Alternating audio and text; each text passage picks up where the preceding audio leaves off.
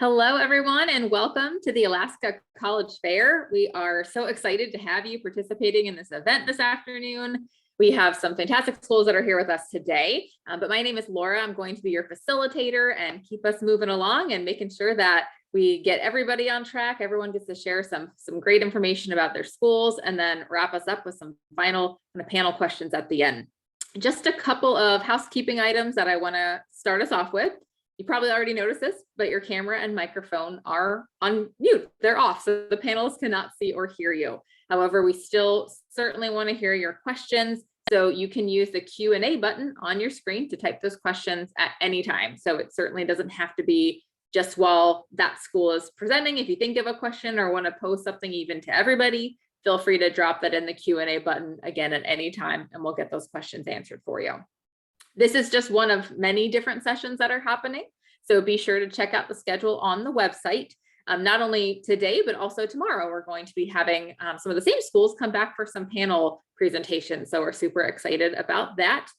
And then final thing for now, this presentation is being recorded and will be available at strivescan.com/Alaska, so it should be the same place that you've signed up for this session and where you can sign up for all the remaining sessions as well. So I would encourage you to check that out for all the ones that are going on simultaneously right now. All right, so with that being said, I am going to turn it over to our very first presenter. So we're going to kick it off with Carleton College. Take it away. Good afternoon, everyone. Thanks so much for joining us today. Just give me a moment while I get my screen ready.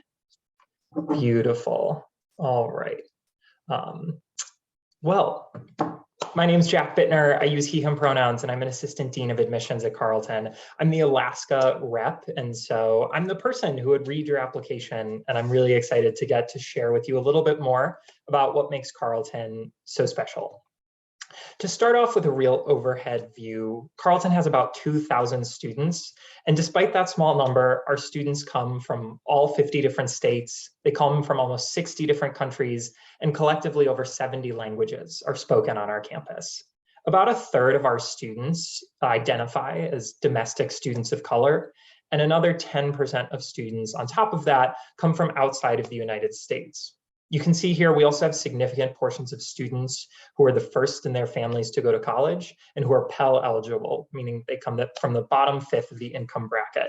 The reason I point this out is that Carleton has really defined diversity pluralistically, and we want to recognize that the more perspectives that we have on our campus, the stronger our liberal arts education is going to be.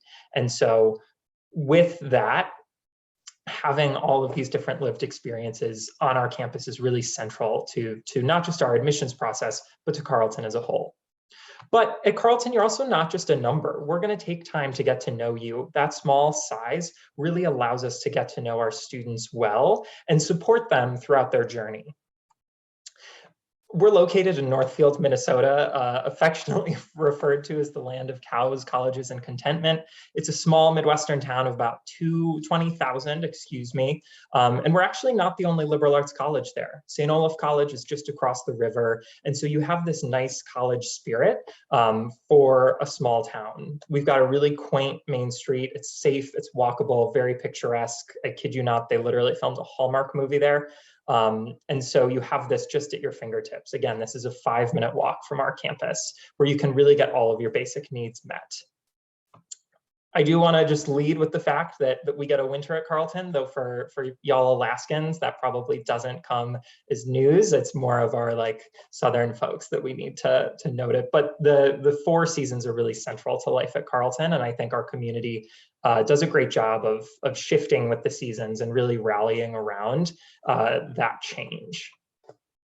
Just a 45-minute drive from Carleton are the Twin Cities of Minneapolis and St. Paul, a thriving metro area of 4 million people where you have nearly every professional sport represented, excellent theater scenes and live music scenes, and really internationally inspired dining at a price point that's not going to break the bank. And so we like to think we've got the best of both worlds, where you can have this big city experience, but also come back to our campus and get that small town, very homey environment. The Twin Cities, you can access them via bus. There's a bus that goes from Carleton's campus to the Twin Cities 3 times a day. It's also going to make stops at places like the Minneapolis-St. Paul International Airport that can get you back to Alaska, at least to Anchorage in one direct flight. So though we are in a more rural location, we certainly are not isolated. But, as this is your college search, you're likely thinking about academics. And at Carleton, we offer a top-notch liberal arts curriculum. When I say liberal arts, that really refers to the education style of getting a really well-rounded education. You are going to study a bunch of different things at Carleton while gaining mastery in one specific area. That's going to be your major. We offer 33 different majors and the opportunity to create your own, as well as a variety of minors. But again, if you don't know what you want to study, that's totally okay. You're going to explore a bunch of different areas. We call these distribution requirements, course designations that every student has to take to make sure that you gain the skills that are typically associated with liberal arts educations, like critical thinking, communication. We're going to make sure you're a really strong writer and that you can ultimately go into the world as an informed, globally minded citizen. Speaking of globally minded, it's really easy to study abroad at Carleton because we function on a trimester system. About 70% of our students will study abroad, and some will even go 2 or 3 times. All financial aid is also going to travel with you when you study abroad, so cost is not going to be a barrier. We really emphasize the teaching experience at Carleton too. We have ranked #1 in undergraduate teaching among liberal arts colleges for the past decade. What I think that means more than anything is that our students are able to create exceptional relationships with their professors, where they know them not just on a first name basis, but where your professor knows where you're from, what you're interested in, because you bring all of that to the classroom conversation, what you contribute to our academic life at Carleton. And those relationships are really important to things like internship opportunities and research opportunities, which our students readily do. But it's not just academics. You have over 200 student organizations to choose from during your time at Carleton to get involved with. And our students, I would say, are very active outside of the classroom. These range from athletics to arts to volunteering within our community. We also really put an emphasis on stewardship and sustainability on our campus. If that's something you're interested in, there are tons of ways to get involved as a Carleton student.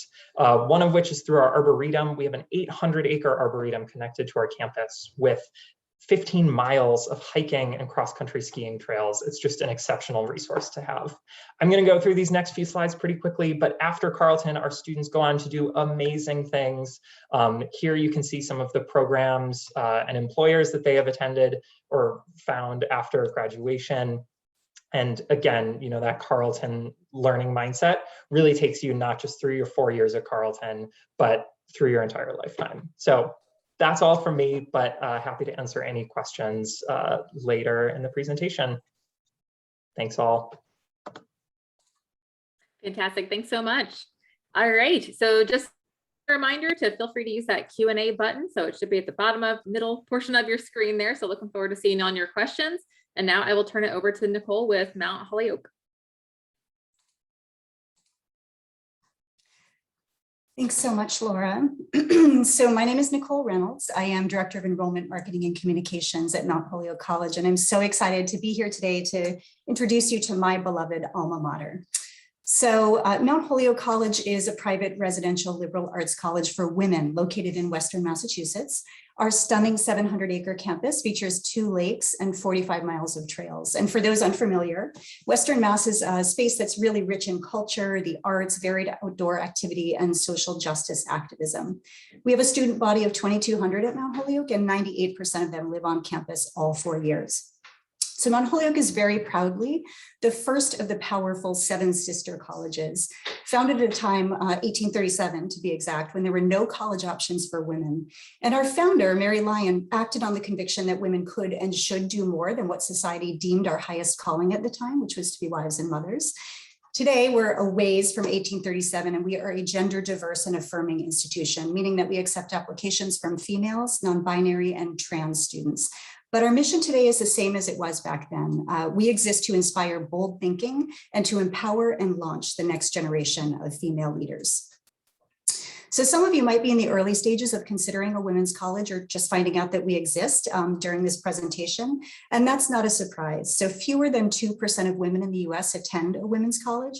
By virtue of that statistic, it's a really bold and unconventional choice to make. But it's really important to know that as alums, that 2% is a community of firsts and of innovators and of leaders. And that's because at our institution, it's not about equal opportunity. It is about every opportunity to develop your leadership skills, to define an intellectual trajectory that's based on your specific set of interests, and to craft a social life that's really grounded in choice and not social norms. So that kind of energy means that we really attract students from all across the country and all over the globe who are looking for a front row learning experience where they won't run up against preconceived notions about what they can or should do by virtue of their gender or any other facet of their identity, quite frankly.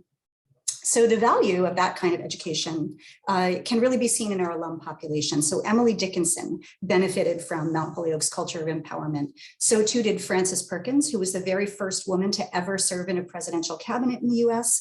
So too did Jean Sammet. She was the woman who developed the first widely used computer programming in the US. And most recently, filmmaker Chloe Zhao became the first woman of color to ever earn an Academy Award for Best Director for her 2021 film, Nomadland. They're all alums of Mount Holyoke. So it's a fact that graduates of women's colleges like Mount Holyoke claim entrepreneurial roles and positions of leadership across professions and at a statistically much higher rate than our female counterparts who graduate from co-ed institutions. But you won't only see women at Mount Holyoke, and that's because in addition to the gender diversity that exists on our campus, we're part of something bigger. It's called the 5 College Consortium, and it's a partnership essentially with 4 other nearby schools, Amherst College, Hampshire College, Smith College, and the University of Massachusetts Amherst. We're all located within a 6-mile radius of one another, and our campuses and towns are connected by the largest free bus system in the Northeast. It's hop on, hop off for students.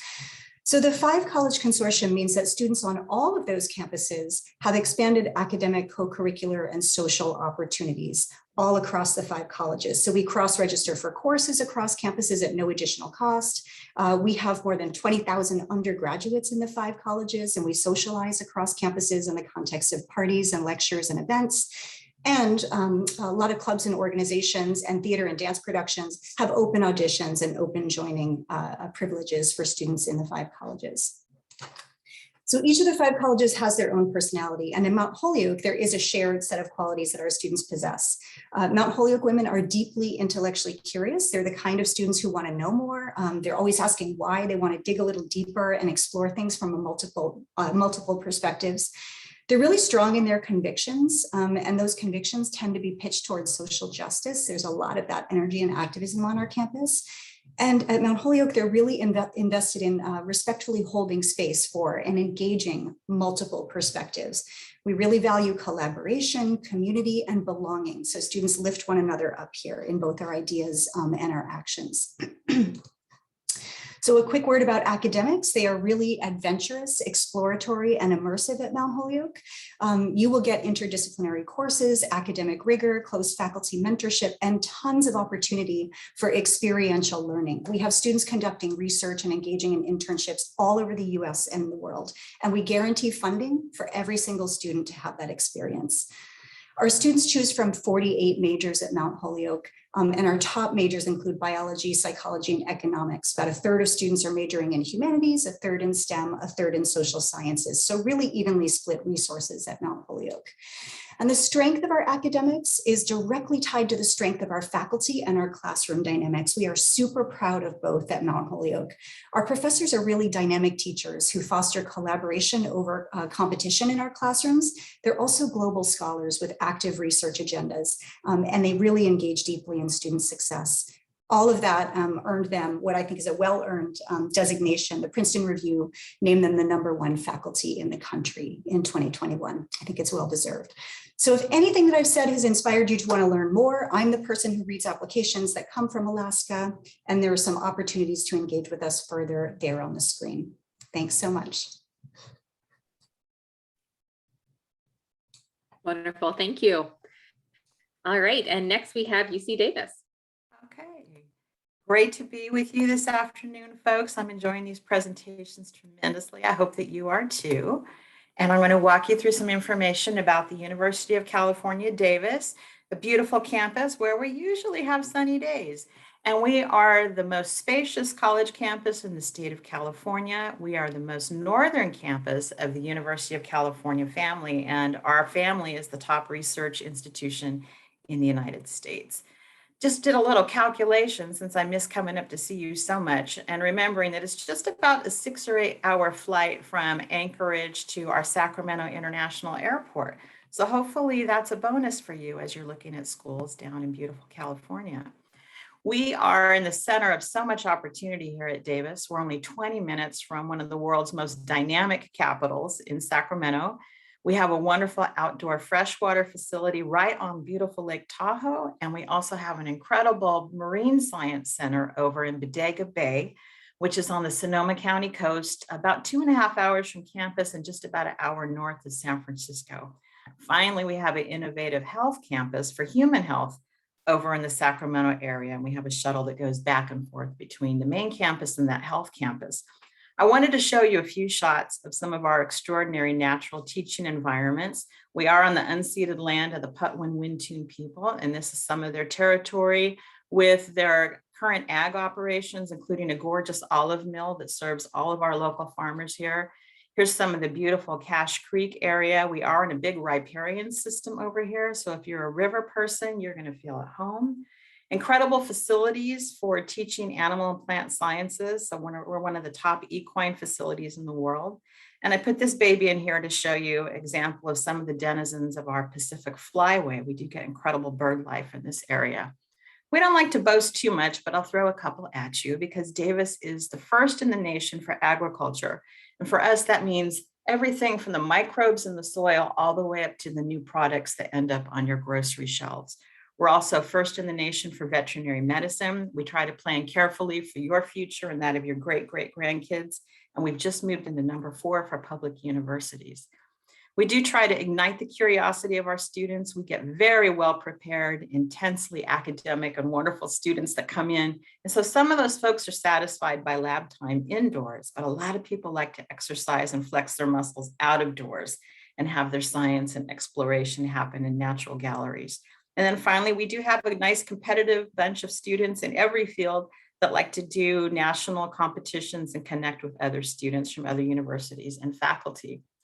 We do have some wonderful student centers on campus, and you need to find those places that feel like home in between classes, places to study, hang out, drop in and have a cup of coffee. So I wanted to show you the Native Nest because this is one of our very friendly faces on campus, and we welcome everybody to drop in and take part in our programs. So we have a big lounge here. We have our local tribal hosts come in and do programs for our students. We do some art projects. Just last Friday, we were sewing COVID masks together and all kinds of skill building and things to keep all your muscles working. We also are very appreciative of the sacrifice and the service of our veterans. So we have a wonderful Veteran Success Center. So if you're from a military family, please check them out and see what they can offer you. Davis is a very sweet town that hosts our campus. They kind of grew up hand in hand, campus and town together. Our students are allowed to do all kinds of innovative things to improve the community and be part of our dynamic everyday life here. And our students actually run the bus service for the city as well as for the campus. And Davis is actually the bicycle campus of the United States and the bike center of the United States. We do pay close attention to the social life of our students. We have over 800 clubs here, 26 NCAA Division I sports, a great intramural program, lots of places to recreate and explore and give yourself good spiritual nourishment and mental wellness as well as your academic nourishment. This is our application and admissions timeline for the whole UC family. We are accepting applications this month. We'd love to tell you more about that process. After that, we'd like you to roll right into submitting your free application for federal student aid. We encourage you to do that form and apply for it, even if you think you're out of the income range. And then by mid-March, the UC schools start notifying our freshman applicants. You'll notice that the transfer applicants information comes a little bit behind. The transfer students are so important to the University of California. So if you're thinking of doing community college first, please know that there's a warm welcome for you coming in your junior year. We do want our students to have luscious and agonizing decisions about what college you get to go to, but we do hope that you'll say yes to us by May 1st. We are all over this big college tour that's going on Prime Video, Roku, and Apple TV. So I hope you'll check that out and get a chance to see us virtually, if not in person. We are doing in-person tours these days. Here's a QR tag if you want to connect with us, or just go to the URL and sign up. This is very useful also just for the date and deadline notifications that you get. But of course, you can tailor the kinds of information you'll receive from us on your sign up. And finally, we invite you to come grow with us at UC Davis. It's an incredible campus to come to, extremely welcoming for first generation and transfer students. I had such a good experience here. So please grab my email and come see us. Thank you so much.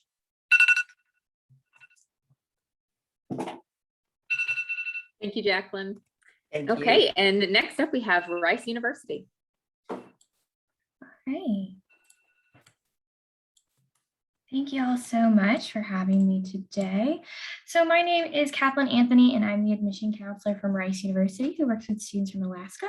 I'm also a Rice alum, so I'm very excited to spend the next 6 minutes with y'all talking about this university that I love so much. We're going to kick it off talking about our academics. So Rice is made up of 7 undergraduate schools, those being architecture, business, engineering, humanities, music, natural sciences, and social sciences. And our students are able to have up to 3 majors between them. When you apply to Rice, you're going to name one of those schools of study on your application that interests you the most, but you're not necessarily applying for admission to that school of study. We really just want to know a little bit more about what you're interested in and where you see your educational path going. We also offer pre-professional advising tracks that can be paired with almost any major. So if you're looking at pre-medicine or another pre-health field, if you're interested in pre-law, going to business school, pursuing a secondary education teaching certificate, you can do all of that alongside your major. We have an impressive 6-to-1 student to faculty ratio, and our median class size is around 14 students. Our flexible distribution requirements are a happy medium between no requirements at all and a core curriculum, and they ensure that you can dive into your major in your very first year. So you'll take 3 courses in the humanities, 3 in the social sciences, 3 in the natural or applied sciences, and then 1 writing and communications course. But what you take and when you take them is entirely up to you. Rice is a top-tier research university, which means that we're constantly producing new knowledge. We have over 45 research centers and institutes on our campus where students can get involved with hands-on learning in any area of academic study from their very first year. More than half of our students participate in research before they graduate. The Princeton Review regularly ranks Rice as #1 for the best quality of life, and our residential college system is at the core of the student life experience here.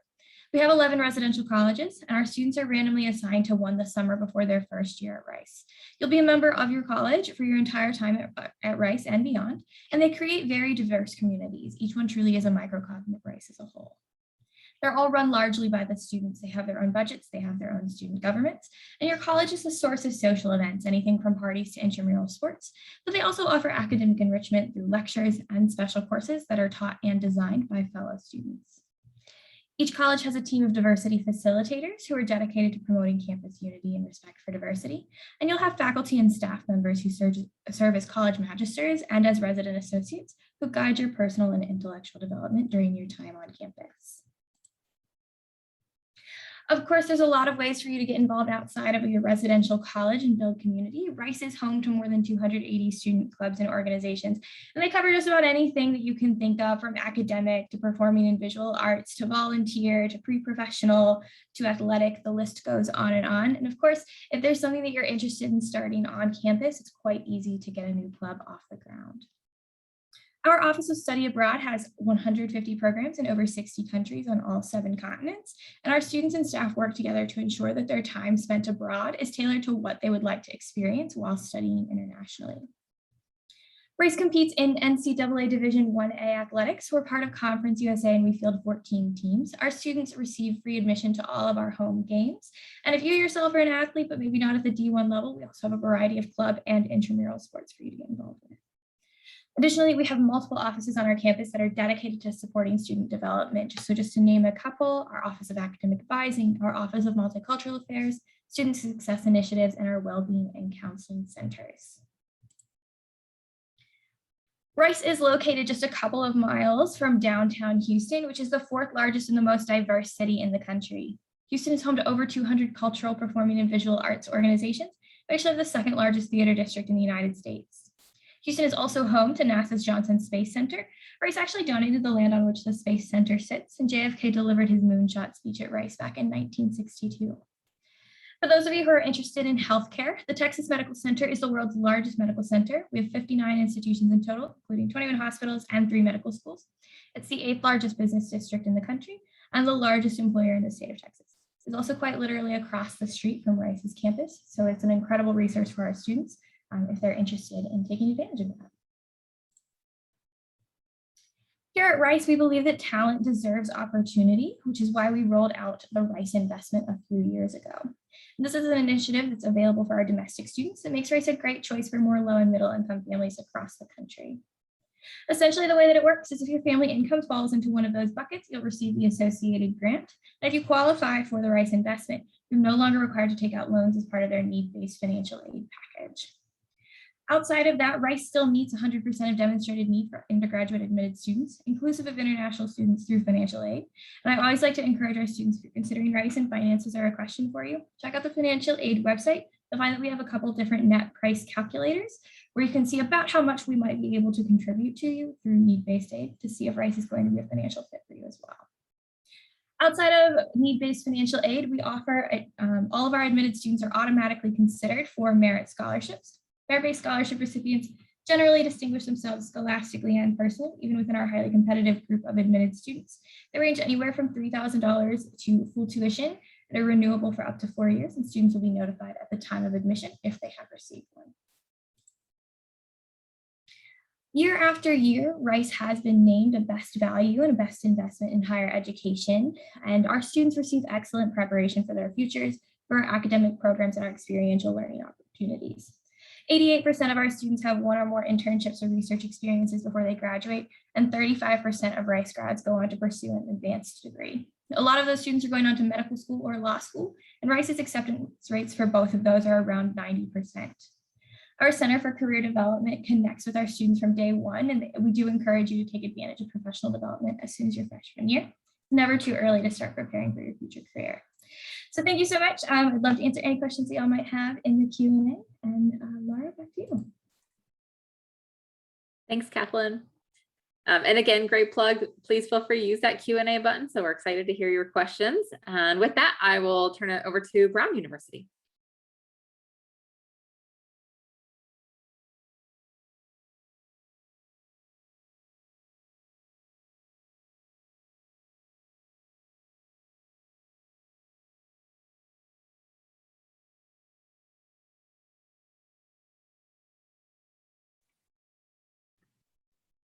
All right, sorry about that. Good evening, everyone. Thank you, or good afternoon. Thank you so much for joining us in today's presentations. I'm so excited to be presenting alongside my colleagues this afternoon and to share a little bit more about my alma mater. So continuing with that trend, my name is Tiffany George. I'm a Senior Assistant Director of Admission. I also am the Territory Manager for Alaska, so happy to connect you with current Alaska students who are studying at Brown. Feel free to reach out to me after this session. So a little bit about Brown. We are all the way across the other side of the US, right in the heart of New England. So we're about an hour south of Boston, Massachusetts, and about 3 hours east of New York City in the heart of Rhode Island and Providence. And Providence itself is a large city. So it's the 3rd largest city in New England and home to just over 150,000 students. And so this is a shot of what Providence currently looks like as we are in the middle of fall right now. So we have the benefits of being in a mid-sized large city where there's everything that you would expect to see. And the campus itself is just a 5-minute walk away. And from here at the bottom of this picture, you can see the beginning of Brown's campus. What you can't see is this is actually a hill and the road is actually slanted downwards into downtown Providence. And so Providence is home to the Narragansett Nation.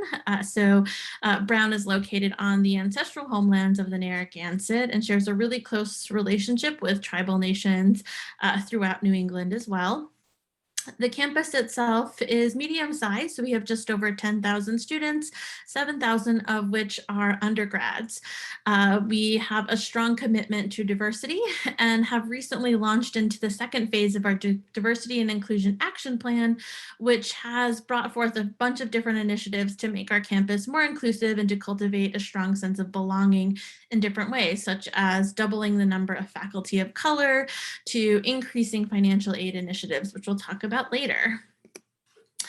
So if there's anything that you remember from this presentation, it's going to be that Brown and the open curriculum are synonymous, that it's the most often the reason why students choose Brown if they are admitted.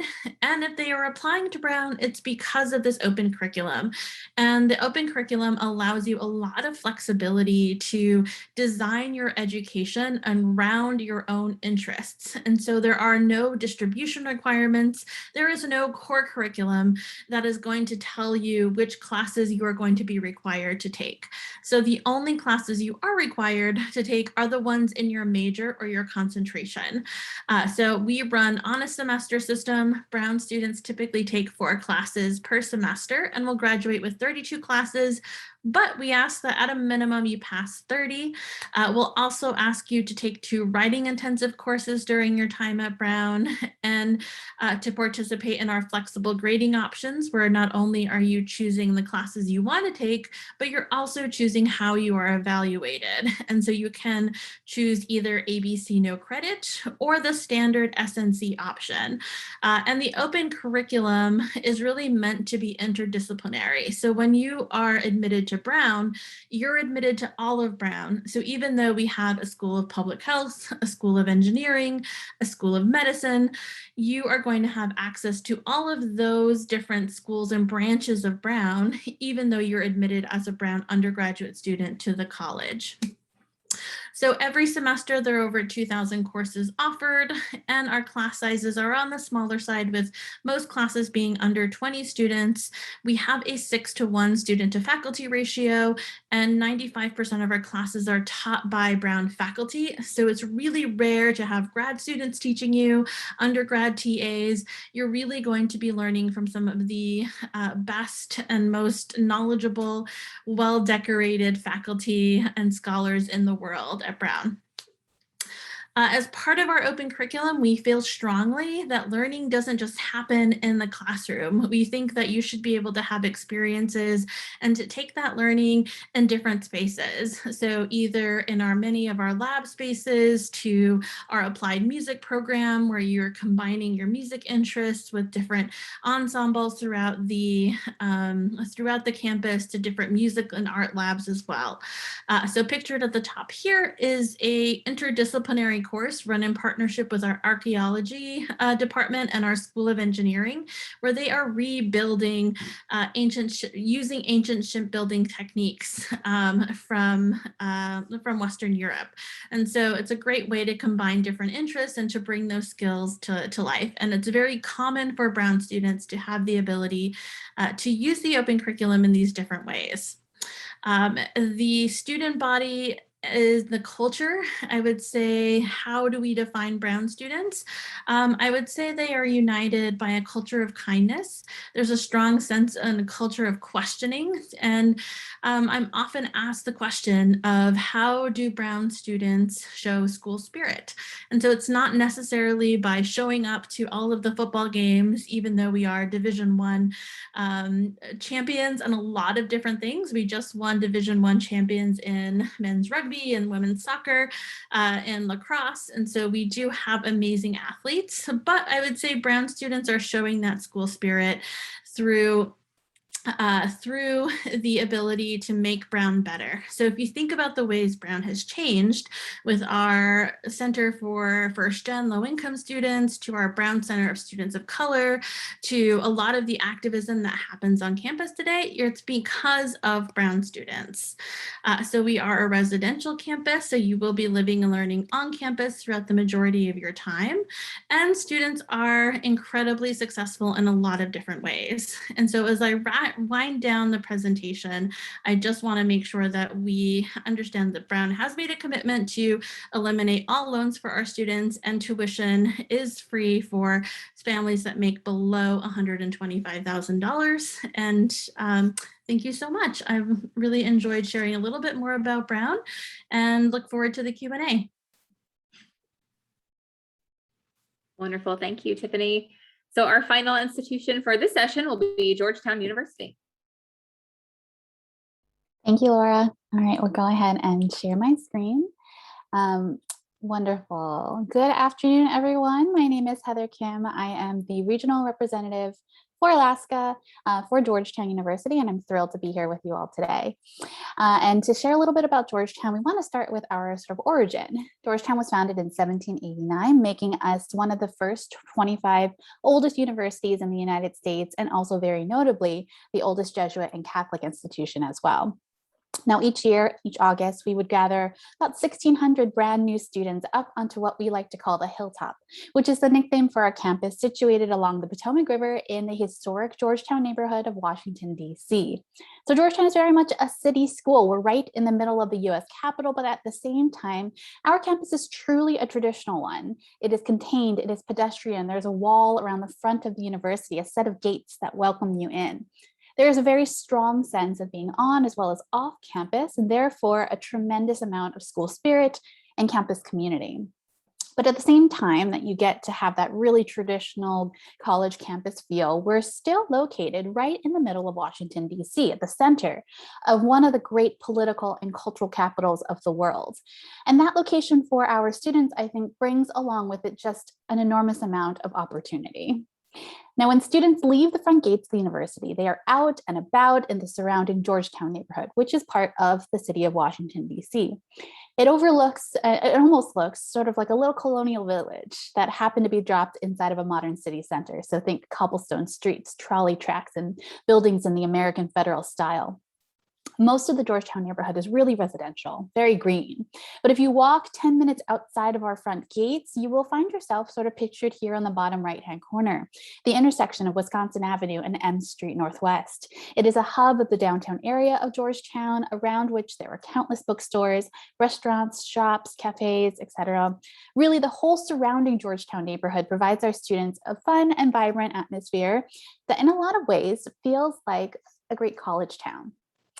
Now, further beyond campus and beyond the surrounding neighborhood is the greater city of Washington, D.C. Taking up most of the bottom part of this photo is Georgetown. Above our campus, over on the right-hand side, is the Francis Scott Key Bridge that links Washington across the Potomac River into the neighboring state of Virginia. And that large white obelisk at the top of the screen there, of course, that's the Washington Monument. It's alongside the National Mall, leading down to the U.S. Capitol, past most of the Smithsonian museums. Just to put things into perspective a little bit, the Washington Monument and downtown DC and all that it has to offer is really just a few miles from the front gates of Georgetown. Certainly being in Washington, D.C. provides our students, again, with so much opportunity inside as well as outside of the classroom throughout their 4 years here. When you think about opportunities in Washington, D.C., you are, of course, first and foremost going to be thinking about opportunities in and around the U.S. government. In fact, doing an internship on Capitol Hill, or maybe with the state, the labor, or the justice departments is very, very popular. But apart from politics, Washington, D.C. is also a hub for every member of the S&P 500, thousands of NGOs, think tanks, and nonprofits, virtually every major world media outlet, the National Institutes of Health, the list really goes on and on. So whether you are interested in finance or banking, international politics or biochem, English lit or human science, you will absolutely find that you have the opportunity to combine coursework and internships because of our great location here in Washington, D.C. Additionally, international experiences are also abundant and popular with our students. They can join an international institution through one of our direct matriculation programs available in over 40 countries across the world, or they can take advantage of studying in the Georgetown-owned villa located in the top right corner here, located in the Tuscan Hills just outside of Florence, Italy. Back on campus, we have about 7,000 undergraduate students that hail from all 50 states, as well as 100 different countries from around the world. We are a medium-sized research university. Our academic structure is such that we have 4 undergraduate academic schools: the Georgetown College, which is our School of Arts and Sciences, the School of Nursing and Health Studies, the Walsh School of Foreign Service, which is our School of International Relations, and the McDonough School of Business. When you apply to Georgetown, you apply directly into one of the 4 undergraduate schools as a first-year student.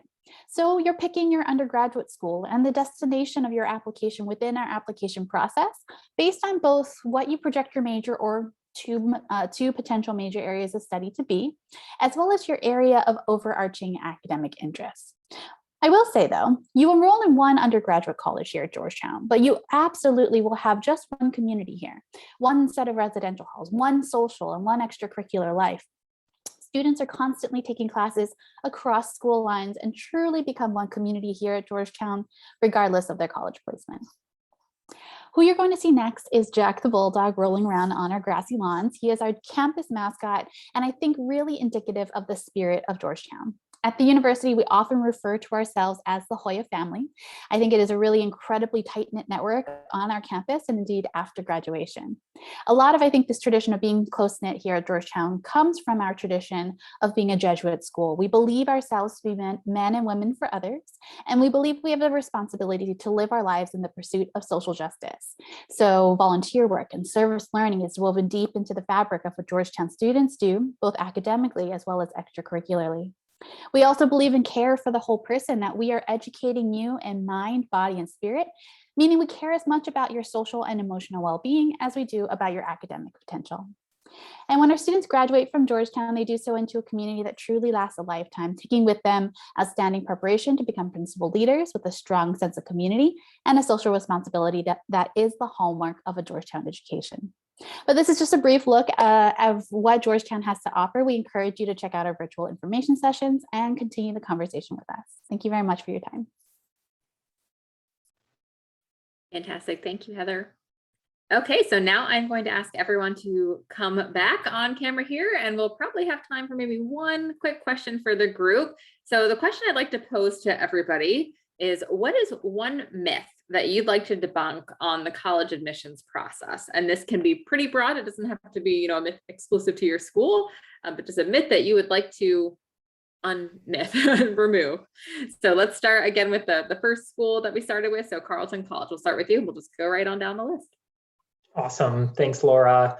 Yeah, hi again all. Jack from Carleton. One myth that I would debunk, as I think back, many years ago to my own college search, is that I guess I thought that admissions counselors, admission officers like ourselves were kind of behind closed doors, like making decisions behind a curtain and not here to help us. And that's really the opposite of what's true. I mean, of course, there's some decision making involved, but really a highlight and a major point of our jobs is to be resources for you all. And so don't be shy about asking questions, about reaching out. We're here to form relationships with you. And so know that we're really excited to do that.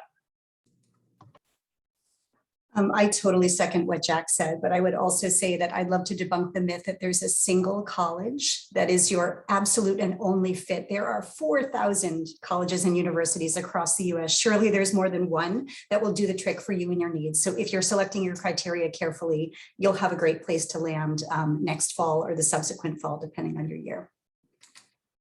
And I would say, a related myth to that is that college admissions counselors are so competitive for our own schools that we don't talk and network for the best interest of you, the student. But we actually do. I mean, we're competitive on the sports field, right?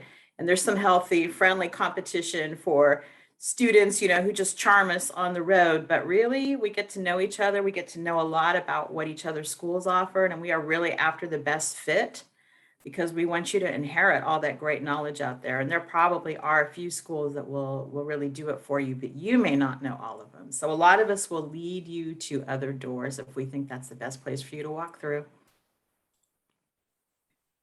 I would absolutely go with the idea that there's a perfect application to college. There's no formula that makes your application the thing that is like perfect and incredible. You yourself are incredibly unique as you are, and that's going to come through in your application. We love getting to know that. So I know as cliche as it sounds, being yourself really is the best thing for you in this process because it helps us get to know you. Absolutely. And I think as a follow-up to Kathleen's advice, I think also that the application, you shouldn't feel the pressure that the application should try and encapsulate everything that you are. So it's one dimension or lens to getting to know you. And there's lots of pieces to it that are valuable in the application, but in the admission office, we know that's not going to tell us your potential or how successful you'll be or any of those things that really matter, but it does tell you it is an opportunity for us to get to know you in this one superficial way, and that understanding that because of that this application process is not meant to be reflective of your self-worth, and these admission decisions are not meant to be reflective of your self-worth because there are so many different possibilities and ways in which to be successful and happy, and that a college isn't the end all in terms of that journey. Awesome. I agree with what everything has been said already. Kaplan actually was going to say the same thing as you. So I'm going to go off on a tangent and just hope it makes sense to everybody. But we are hopeful that we are here to give a little bit more information about our colleges and the resources that we have available for you. But as a student, when you land at one of our colleges, that's sort of just the launching pad. It's sort of the beginning of what you can do. So sort of it's only half of what you can maybe achieve at college. So you're going to take your resources anywhere you go to college and you're going to be able to run with them. And we hope that you'll be able to contribute back to our community and make it an even more vibrant and better place. So it's almost sort of just the first part of the first half of what you can maybe do in college. So just keep that in mind. Love that. So many great little nuggets of advice there. So appreciate everyone sharing. So thank you all so much for being here today. Again, this was a just fantastic session and really appreciate the time of all of our panelists. So when you close this window, there will be a link to a very quick 5-question survey. So we'd just like to ask for any feedback you can provide. We really appreciate that so we can continue to provide programs like these. Would also encourage you to check back the schedule and sign up for more sessions. So there's more today, as well as more tomorrow with those panels that I had mentioned. So we'd definitely just route you to that as well. And then again, you'll be able to find this session's recording as well as all the other sessions recordings at strivescan.com/Alaska. So again, one final thank you for all of our panelists today. Thank you so much for being here. And I hope the rest of you have a fantastic rest of your day. Thank you so much.